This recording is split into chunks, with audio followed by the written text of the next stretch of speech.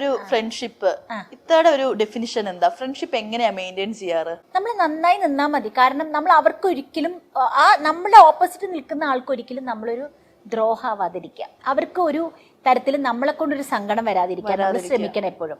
എപ്പോഴും നമ്മൾ പോസിറ്റീവായിട്ടുള്ളൊരു കാര്യങ്ങൾ, അത് ചിലപ്പം ആ ബന്ധം തകർക്കാൻ ചിലപ്പോൾ ഇടയിൽ ആരെങ്കിലുമൊക്കെ നിൽക്കും. പക്ഷെ നമ്മളത് ശ്രദ്ധിക്കണം. നിന്നാലും നമ്മളിലൊരു വിശ്വാസം ഉണ്ടെങ്കിൽ ആ ബന്ധം, അതെപ്പോഴും ഹസ്ബൻഡും വൈഫായാലും അങ്ങനെ തന്നെയല്ലേ, ഒക്കെ അഡ്ജസ്റ്റ്മെന്റ് ആണ്. ഇങ്ങോട്ടും അങ്ങനെ തന്നെയാണോ? എപ്പോഴെങ്കിലും പറ്റിക്കപ്പെട്ടിട്ടുണ്ടോ ഫ്രണ്ട്ഷിപ്പില്? അല്ല, ഫ്രണ്ട്ഷിപ്പിൽ പറ്റിക്കപ്പെട്ടിട്ടുണ്ട്, വേറെ ഫ്രണ്ട്ഷിപ്പിലൊക്കെ. നമ്മുടെ ഇപ്പത്തെ ഈ പറയുന്ന ആളായിട്ടൊന്നും ഒരു പ്രശ്നമൊന്നും. അല്ല, ഞാൻ അങ്ങനെ ഒരാളുടെ പേരല്ല കേട്ടോ. അല്ല, മനസ്സിലായി. ഫ്രണ്ട്ഷിപ്പ് പിന്നെ പറ്റിക്കപ്പെട്ടത് നന്നായി സിൻസിയറായി തോന്നിയിട്ട് പിന്നെ നമുക്ക് അയ്യോ അത് ആ ആളോട് സിൻസിയർ ആവേണ്ട ആവശ്യമില്ലായിരുന്നു എന്ന് തോന്നി. ഈ ഒരു തവണ ചൂടുവെള്ളത്തിൽ വീണ പൂച്ച പിന്നെ പച്ചവെള്ളം കണ്ടാലും പേടിക്കും എന്ന് പറയും. അതുപോലെ പിന്നീട് ഒരു പുതിയൊരാളായിട്ട് ഒരു ഫ്രണ്ട്ഷിപ്പ് കൂടുമ്പോഴത്തേക്ക് ഒരുപാട് അറ്റാച്ച്മെന്റ് ഉണ്ടാവാതെ നോക്കിയിട്ടുണ്ടോ? ഇല്ല, ഇപ്പൊ ഞാൻ കുറെ നാളായിട്ട് ആരോടും അറ്റാച്ച്മെന്റ് ഇല്ല. കണ്ടാ എന്താ ഏതേ അറ്റാച്ച്മെന്റ് വേണ്ടല്ലെങ്കിലും അറ്റാച്ച്മെന്റ് ഒരിക്കലും ഇല്ലാതിരിക്കുന്നതാണ് നമുക്ക് നല്ലത്. എപ്പോഴും നമ്മൾ ആരെയായാലും ഒരു ഡിസ്റ്റൻസിൽ നിർത്തണം. ഫുൾ അങ്ങോട്ട് തുറന്ന് പറയാൻ നിൽക്കരുത്. എല്ലാവരും ഡിസ്റ്റൻസിൽ നിന്ന് കഴിഞ്ഞാൽ എല്ലാ കാര്യങ്ങളും അങ്ങനെ തന്നെയാട്ടോ. എന്നാൽ നമുക്ക് എന്നും നിലനിൽക്കും അത്. അതെ, ആ ഒരു അങ്ങനെ തന്നെ എന്ത് കാര്യത്തിലും മോളെ ഓവറായി കഴിഞ്ഞാൽ അത് ഭയങ്കര ബുദ്ധിമുട്ടാ. ഓവർ ആവാതിരുന്നാൽ മതി എല്ലാ കാര്യങ്ങൾക്കും. ഈ ഒരു റിയലൈസേഷൻ എപ്പോഴും ഉണ്ടായത് സത്യം പറഞ്ഞാല് ഈ 5-6 കൊല്ലത്തിന് ഇങ്ങോട്ടുണ്ടായത്. അത്രേ ആയിട്ടുള്ളൂ. ഒരു 8-9 കൊല്ലമായി. അതിനു മുമ്പ് ഒരുപാട് ചളവളവളവള എല്ലാരോടും വളവള എന്നൊക്കെ പറഞ്ഞു ഭയങ്കര സംസാരം. ഞാനിപ്പോ എന്റെ സംസാരം ഒന്ന് കുറച്ച് കൂടുതലും എന്താ പറയാ ടോക്കറ്റീവ് ആവാതെ ശ്രമിക്കുകയാണ് ഞാൻ. കാര്യങ്ങൾ പറയാ, എന്താ ഏതാ ഇഷ്ടമുള്ളവർക്ക് വേണ്ടിയിട്ട് എല്ലാം കൊടുക്കുന്ന അങ്ങനത്തെ ഒരു ടൈപ്പ് ഓഫ് ആളായിരുന്നോ? ഞാൻ ഇഷ്ടമുണ്ടെങ്കിൽ ഞാൻ ഗിഫ്റ്റ് ഒക്കെ വാങ്ങിച്ചു കൊടുക്കും. അതെ, ഡ്രസ്സ് കൊടുക്കും, ഗിഫ്റ്റ് കൊടുക്കും. അതേപോലെ എന്ത് ഹെൽപ്പ് വേണമെങ്കിലും എന്നെ കൊണ്ട് എന്തെങ്കിലും ആവശ്യം ഉണ്ടെങ്കിൽ ഒക്കെ ഞാൻ ചെയ്യാറുണ്ട്. അതുപോലെ നമ്മുടെ ഈ ബിഗ് ബോസിൽ പോയിട്ട് നെഗറ്റീവ് ആയിട്ട് ഇറങ്ങാത്ത ചുരുക്കം പേരെ കാണുള്ളൂ. അതിൽ ഒരാളാണ് ഇത്ത. നെഗറ്റീവ്സ് ഒന്നും അങ്ങനെ ഇല്ല, വന്നിട്ടില്ല. എല്ലാവരും അപ്പം നമുക്ക് മനസ്സിലാവും ഒരുപാട് നാളെ നമുക്ക് അതിനകത്തൊന്നും അഭിനയിച്ച് നിൽക്കാൻ പറ്റില്ല. ഇപ്പൊ റിയൽ ലൈഫിലും ഇത്ത എന്താ നമുക്ക് അതിലൂടെ മനസ്സിലായി. ശരിക്കും പറഞ്ഞാല് ദേഷ്യം വന്നിട്ടുണ്ടോ അതിനകത്ത് നിൽക്കുന്ന സമയത്ത്? പിന്നെ ദേഷ്യവും സങ്കടവും ഒക്കെ വന്നിട്ടുണ്ട്, ഇറങ്ങിപ്പോകാൻ തോന്നിയിട്ടുണ്ട്. പക്ഷെ നമ്മള് ശരിക്കും നമ്മുടെ സ്വഭാവം 1-2 ആഴ്ച കഴിഞ്ഞാൽ നമ്മുടെ സ്വഭാവം വരും.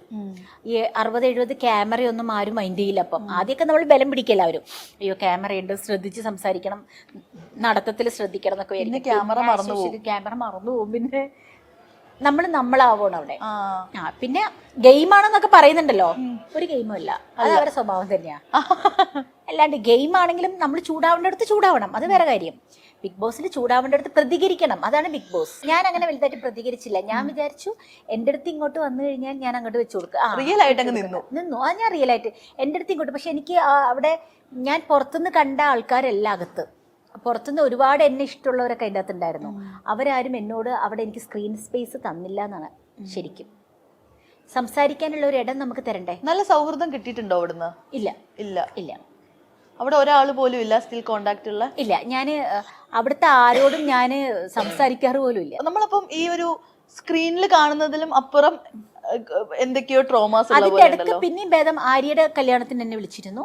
ആ കുട്ടി എന്നോട് വന്നപ്പോൾ എന്നോട് ചേച്ചി എന്ന് പറഞ്ഞാൽ റെസ്പെക്ട് എനിക്ക് തരുന്നുണ്ട് ആ കുട്ടി. അപ്പൊ ഞാൻ മിണ്ടു. എന്നോട് ഇങ്ങോട്ട് നന്നായി സംസാരിച്ച് ചേച്ചി എന്നുള്ള ഒരു റെസ്പെക്ട് തരുകയാണെങ്കിൽ എനിക്ക് കുഴപ്പമില്ല. അതല്ലാതെ ഇപ്പോഴും ബലം പിടിച്ച് നടക്കുന്നവരുണ്ട് അതിൻ്റെ അകത്ത് പുറത്തിറങ്ങിയിട്ടും. ആര്യ കുഴപ്പമില്ല, മഞ്ജു പത്രോസ് കുഴപ്പമില്ല, ഫുക്രു അവരൊക്കെ ഓക്കെയാണ്. അവരൊക്കെ കണ്ടാലും ചേച്ചി ആ റെസ്പെക്ട് ഉണ്ട്. അതിൽ കുറച്ച് പേർക്ക് ഇപ്പോഴും ബലം പിടിച്ച നടന്നോട്ടെ, ആയിക്കോട്ടെ, നമുക്ക് എന്താ പ്രശ്നമില്ല. അപ്പൊ അതവരുടെ ക്യാരക്ടറാ.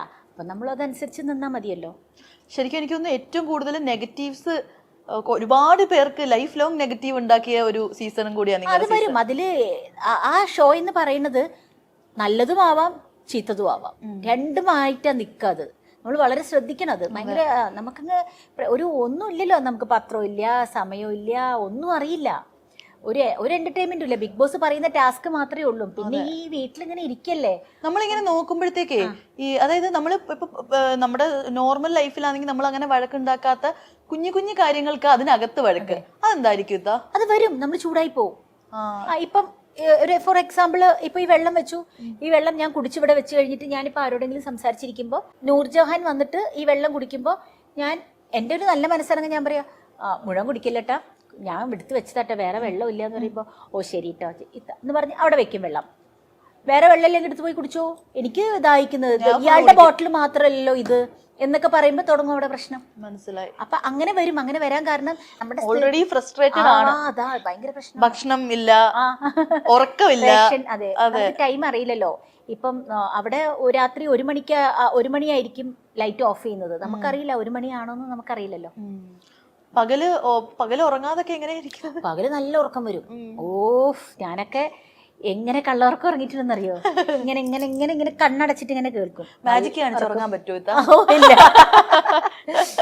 ഈ മാജിക് ഇപ്പൊ നമ്മൾ മാജിക്കിലോട്ട് പറഞ്ഞപ്പോ എന്താ ഇതിന്റെ സീക്രട്ട്? മാജിക് സീക്രട്ട് ഉണ്ടല്ലേ? അത് സീക്രട്ട് തന്നെയാണ്. അതെല്ലാവർക്കും പഠിക്കാൻ പറ്റുമോ? പഠിക്കാൻ എല്ലാവർക്കും പറ്റും. പക്ഷെ ആ സീക്രട്ട് പിന്നീട് ആരും അത് പൊട്ടിക്കരുത്. ആ സീക്രട്ട് ആരും പൊട്ടിക്കാൻ പാടില്ല. ഒരു മജീഷ്യൻസ് പോലും അത് വെളിയിൽ പറയരുത്. പറയല്ല. അത് പോയി. മാജിക്കിന്റെ രഹസ്യം അറിഞ്ഞു കഴിഞ്ഞാൽ പിന്നെ അത് ഒന്നുമല്ല. നമുക്ക് ഇപ്പൊ ഇവിടെ ഇരിക്കുന്ന എന്തെങ്കിലും വെച്ചിട്ട് ഒരു കുഞ്ഞു സംഭവം ചെയ്യാൻ പറ്റുമോ? ഇവിടെ വെച്ചിട്ട് എന്താ? ഈ ഒരു ബോട്ടിൽ വെച്ചിട്ടോ? ഈ ബോട്ടിൽ വെച്ചിട്ട് അല്ല, ഈ ബോട്ടില് ഇതിപ്പോ ഒരു ബോട്ടിലാണ്. ഞാൻ നോക്കട്ടെ എനിക്ക് ഡീകോഡ് ചെയ്യാൻ പറ്റുമോന്ന്. ഇതൊരു ബോട്ടിലാണ്. ഈ ബോട്ടിൽ ഇത്രയല്ലേ വെള്ളമുള്ളൂ. ഈ വെള്ളം കുറക്കാൻ വേണമെങ്കിൽ നമുക്ക് വിചാരിച്ചാൽ കുറക്കാം, കൂട്ടണമെങ്കിൽ നമുക്ക് കൂട്ടാം. പക്ഷെ വേണ്ട, ഈ ബോട്ടിൽ നിന്ന് നമുക്ക് എന്തെങ്കിലും പ്രൊഡക്റ്റ് ചെയ്യിപ്പിക്കാം. ഇതിന്റെ അകത്തുനിന്നോ അല്ലെങ്കിൽ ഇതിന്റെ സൈഡിൽ നിന്നോ എവിടെന്നെങ്കിലും നമുക്ക് എന്തെങ്കിലും വസ്തു നമുക്ക് എടുക്കാം. അപ്പൊ നമ്മളിങ്ങനെ കയ്യിലിങ്ങനെ പിടിച്ചിരിക്കല്ലേ, 1 2 3 കൈ പിടിച്ചിരിക്കില്ലേ? എന്റെ കൈ ശ്രദ്ധിച്ച് നോക്കണേ. 1 2 3 ഈ കൈ ഞാൻ എടുത്തിട്ട് ഇങ്ങനെ വെച്ചു. ഇപ്പം ഒന്നുമില്ലല്ലോ.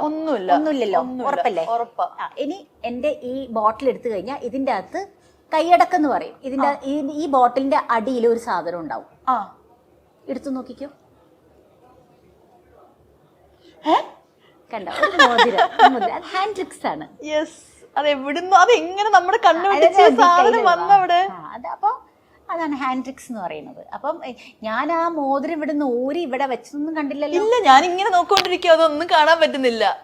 ഇതിന്റെ ബേസിക് മുതല് വാപ്പിച്ച തന്നെ പഠിപ്പിച്ചത്.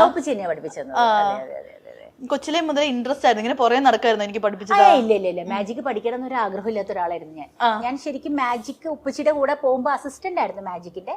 ഞാൻ ഉപ്പച്ചി മമ്മിയൊക്കെ. അപ്പൊ അങ്ങനെ നമ്മുടെ വയറ്റിപ്പഴപ്പായതുകൊണ്ട് കൂടെ അങ്ങനെ പോയി ചെയ്യാന്നല്ലാതെ ഇങ്ങനെയൊക്കെയുള്ള സമയങ്ങളിൽ ചെറിയ ഐറ്റംസ് ഒക്കെ എന്തെങ്കിലുമൊക്കെ പഠിക്കാൻ വേണ്ടി ഉപ്പച്ചി പഠിപ്പിച്ചു തരും. ഉപ്പച്ചി മരിച്ചു കഴിഞ്ഞാൽ പിന്നെ ഞങ്ങളുടെ വീടിന്റെ തൊട്ടടുത്തൊരു തമ്മനം അബ്ദുള്ള എന്ന് പറഞ്ഞ ഒരാളുണ്ട്. ഒരു മാജിക് പ്രൊഡക്റ്റ് ഒക്കെ വിൽക്കുന്ന ഒരാളാണ്. പുള്ളിയാണ് സാധനങ്ങളൊക്കെ തരും, എക്യുപ്മെന്റ്സ് ഒക്കെ തരും. അങ്ങനെ മാജിക്. അതെ.